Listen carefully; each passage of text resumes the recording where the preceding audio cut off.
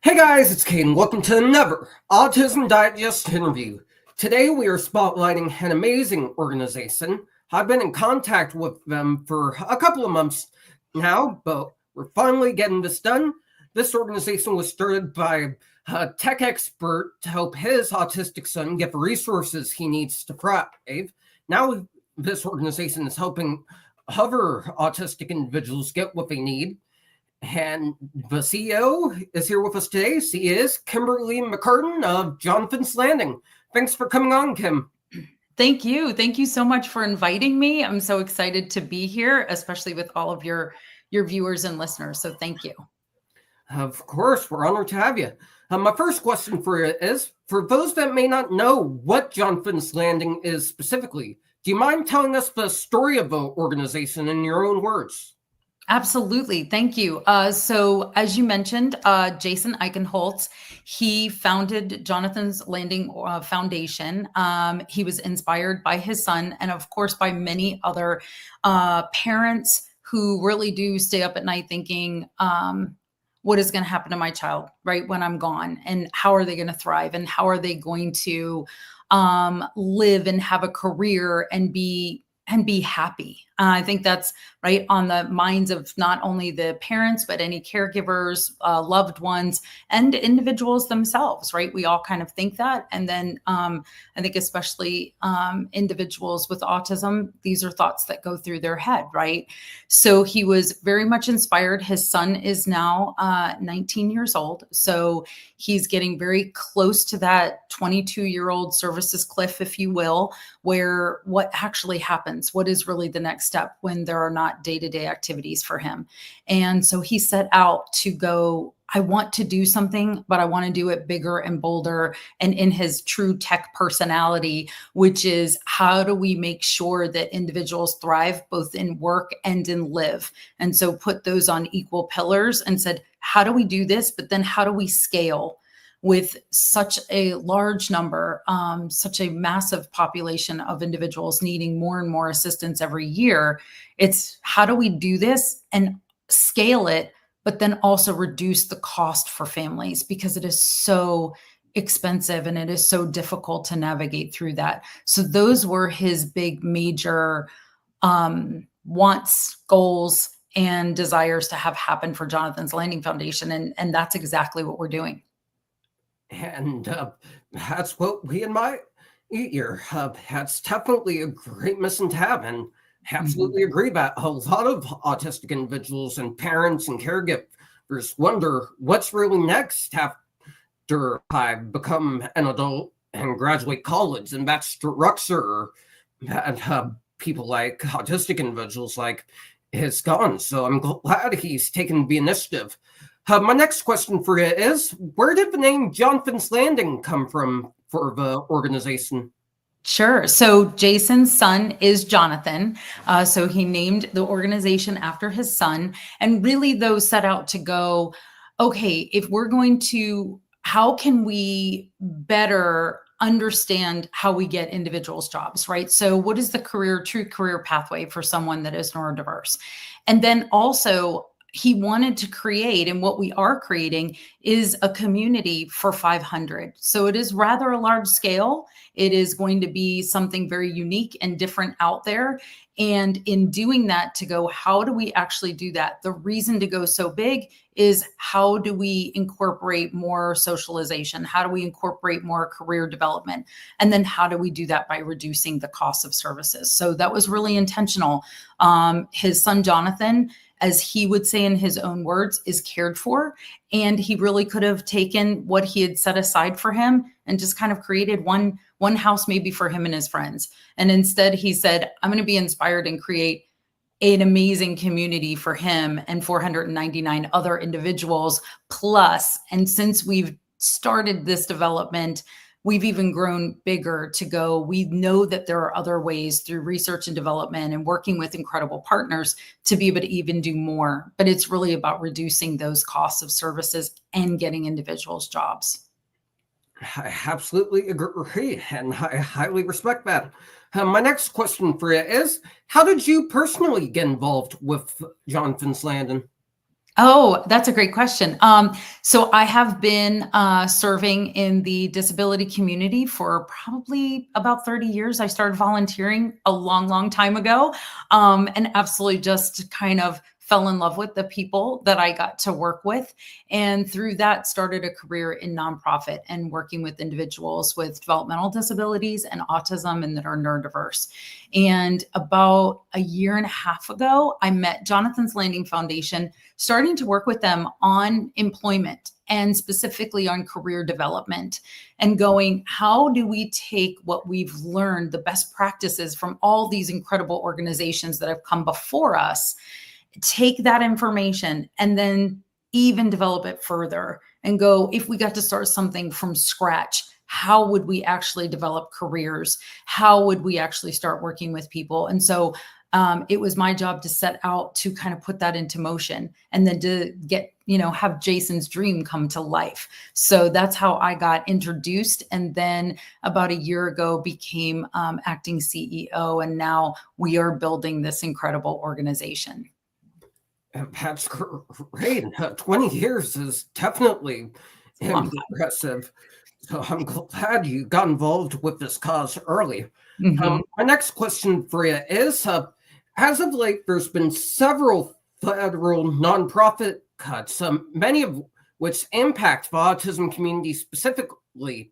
As an acting CEO of a nonprofit, how can our society help fund these nonprofits in order to help better resources for autistic individuals in a society that's not fit for nonprofits right now? Yeah, that's such a great question. And there is a lot going on, right? We have a lot of change happening. I think for me, and I can only speak from my perspective on this, excuse me, only speak from my perspective. But what I will say is this.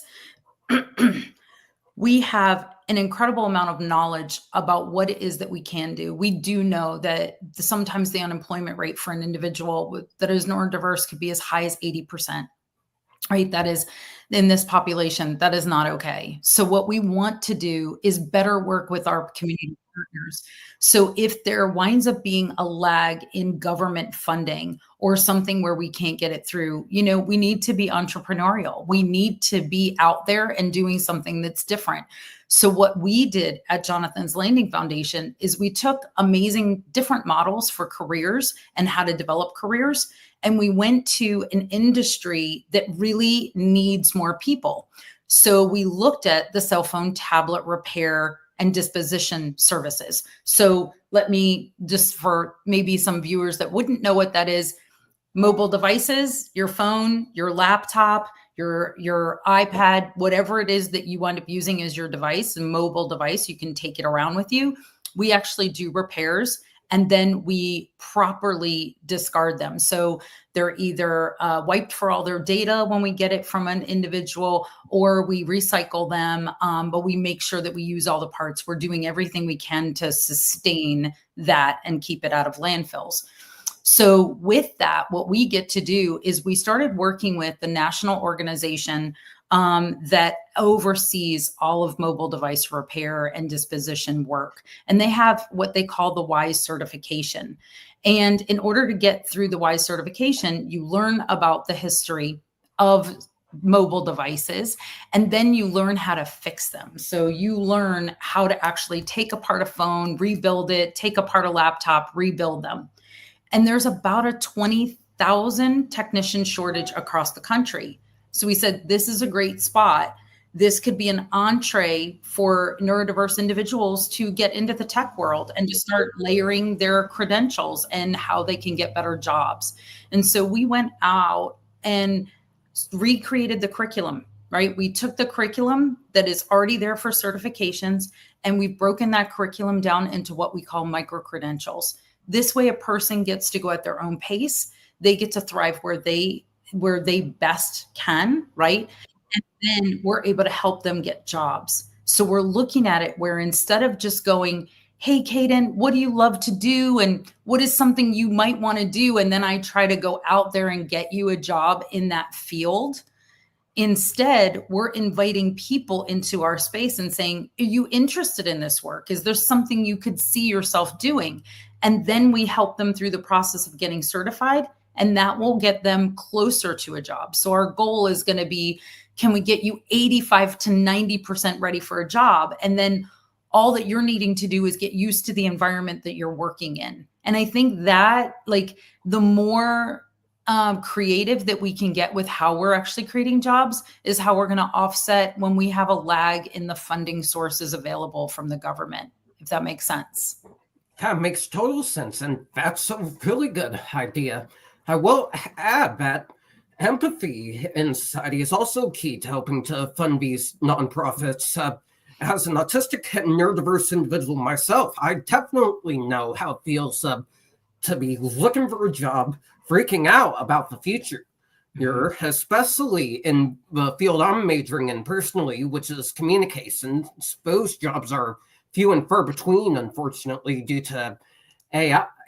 So your approach is amazing. And I think if more companies were to take that approach, like have apprenticeship programs for neurodiverse individuals specifically, or internships like a couple companies do already, like Microsoft, we would probably never have the problem of a lack of employment for talented neurodiverse individuals again. So I definitely love what you're doing. My next question for you is, you told me by email that you have a couple of events coming up. Do you want to tell us about those? Sure. And I want to echo what you just said. It is so important.